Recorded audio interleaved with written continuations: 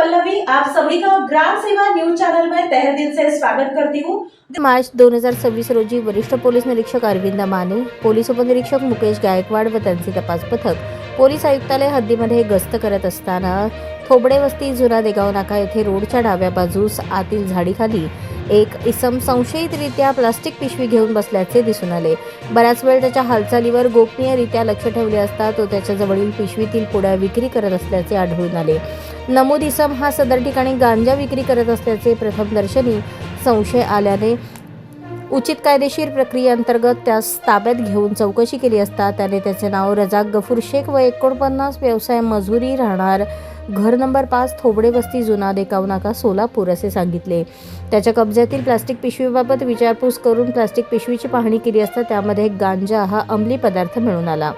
तसेच अधिक चौकशीमध्ये त्याने त्याच्या राहत्या घराच्या कंपाऊंडमध्ये घरासमोरील परिसरात एकूण 59 गांजाच्या झाडांची लागवड केली असल्याचे आढळून आले।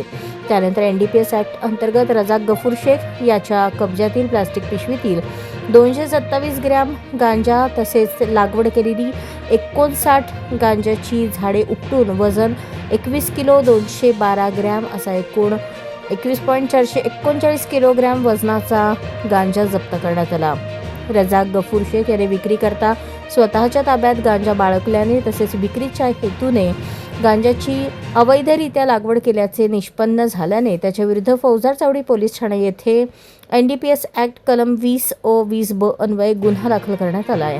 ही कामगिरी राजकुमार पोलीस आयुक्त सोलापूर शहर, डॉक्टर अश्विनी पाटील पोलीस उपायुक्त गुन्हे, राजन माने सहाय्यक पोलीस आयुक्त गुन्हे, अरविंद माने वरिष्ठ पोलीस निरीक्षक गुन्हे शाखा यांच्या मार्गदर्शनाखाली पोलीस उपनिरीक्षक मुकेश गायकवाड, अंमलदार नंदराम गायकवाड, वाजिद पटेल, योगेश बर्डे, संजय साळुंके, भारत पाटील, अजिंक्य माने, सिद्धाराम देशमुख, महेश रोकडे, शैलेश बुगड, अभिजित धायगुडे, महिला पोलीस अंमलदार सुमित्रा बारबोले, अर्चना स्वामी, चालक बाळू काळे यांनी केली आहे।